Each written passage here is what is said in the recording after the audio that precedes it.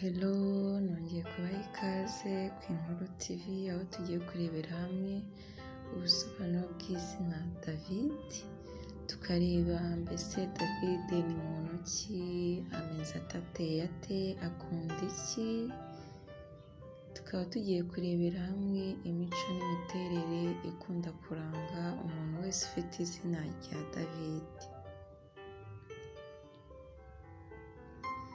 Kandi nongera guha ikaze abo dusanganwa muri iki kiganiro kuri iyi channel y'Inkuru TV n'abashyashya aho muherereye hose, nongeye kubaha ikaze ku Inkuru TV,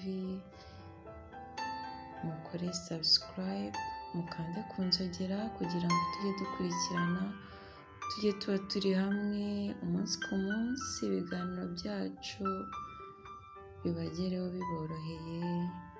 Mwibuke gukora like ku biganiro tubagezaho, ababishoboye namwe mutwandikire muri comment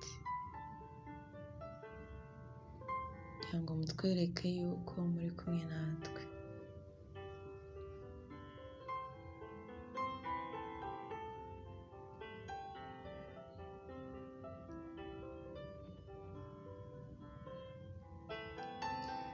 David cyangwa se David ni izina rihabwa abana b'abahungu, rifite inkomoko mu giheburayo Dawidi, rikaba risobanura ukundwa. Ni izina rizwi cyane muri Bibiliya, cyane mu Isezerano rya Kera, aho bavuga David wabaye umwami wa kabiri w'Abisirayeli, kandi akaba ari we wishe umurwanyi w'igihangange Goliyati mu ngabo z'Abafilisitiya wari warazengereje Abisirayeli.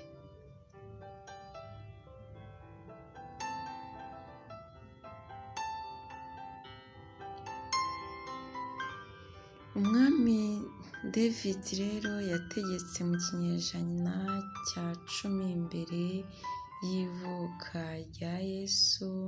Mu magambo y'impine bamwe bamwita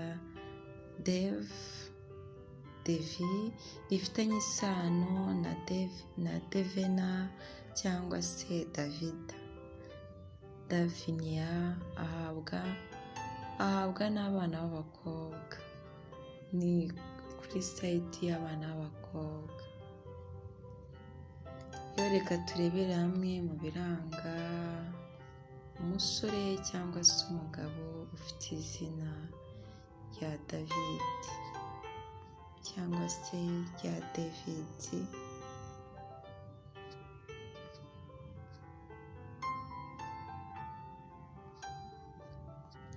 David rero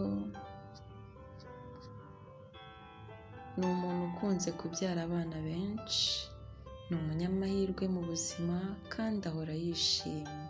Ni umuntu ucisha make ariko akagira n'igitsure, akunda kwisanzura kandi rimwe na rimwe akavuga make. Akunda ibintu byo gusetsa, ntiyabaho atabikora, nko kwigana abantu, gukina n'abana bato, gukubagana n'ibindi byose bisekeje.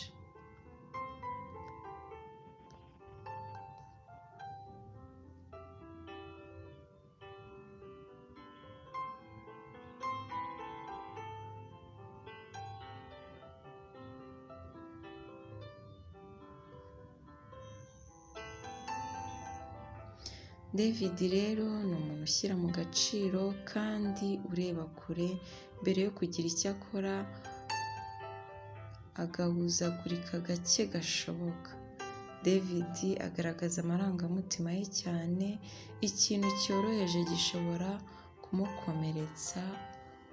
Kuri David ikintu gishobora kumukomeretsa niyo cyaba ari ikintu cyoroheje, cyangwa kikamushimisha ku buryo burenze urugero.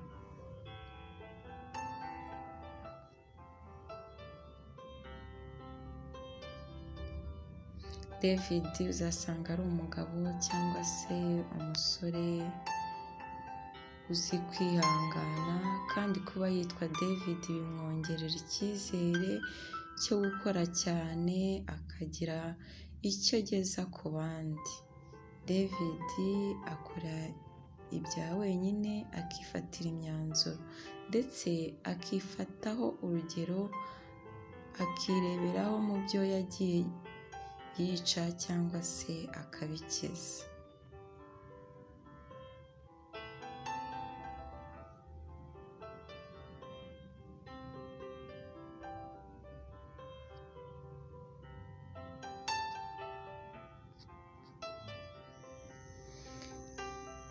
David rero uzasanga muri we adakunda kwibonekeza, akunze no kugira ibanga, kutisanzura ku bantu cyane no guhisha ibyo yiyumvamo.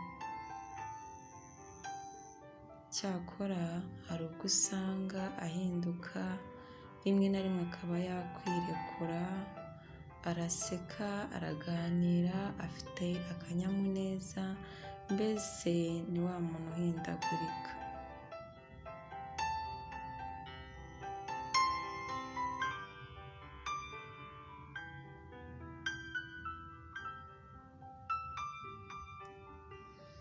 David rero ni umugabo cyangwa se umusore w'umuhanga kandi ugira ibakwe, ibyo akora byose abikora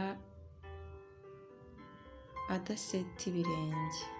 Akunda kwigenga no gukora utuntu twe neza akanabyirata. Icyakora akagira ikintu cyo guhubuka rimwe na rimwe.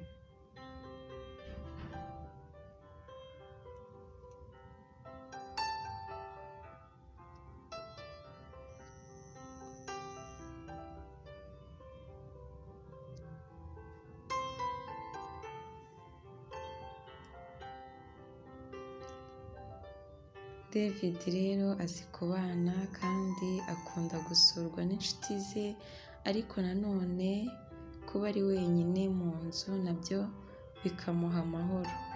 Agira imyitwarire cyangwa se imitekerereze idasanzwe, akanagira impano yo kwemeza abantu ibitekerezo bye.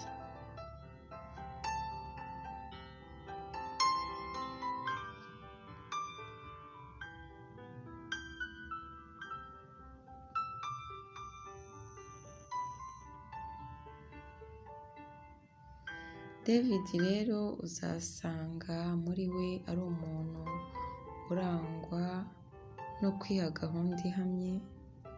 Ba David bakora ibintu byose muri gahunda, bazi kubahiriza inshingano, kandi ni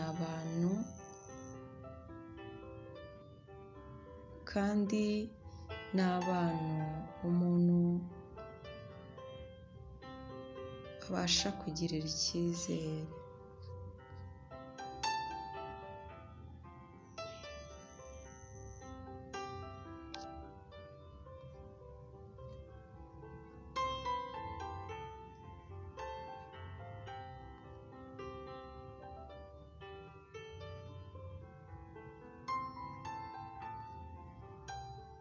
Mu ikoranabuhanga rero uzasanga abantu bitwa ba David ari abantu bazi guhanga udushya, usanga ari umuntu uzi gucukumbura kandi ukunda ibintu bikozwe neza.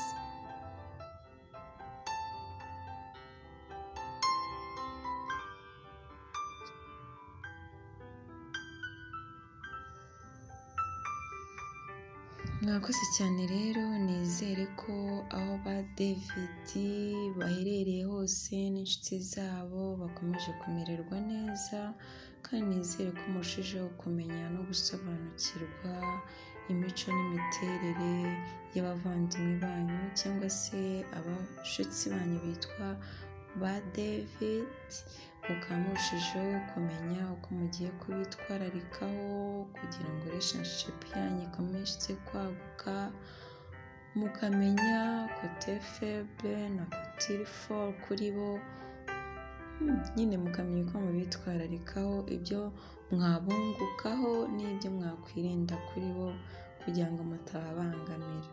Mwakoze cyane rero kuduha umwanya wanyu, basaba gukora like ku biganiro byacu, abashyashya mugakora subscribe, tukajya duhorana umunsi ku munsi, naho utaha imigisha y'Imana ikomeze kubana namwe, basabira kugira Imana n'amafaranga mu ngo zanyu, naho utaha.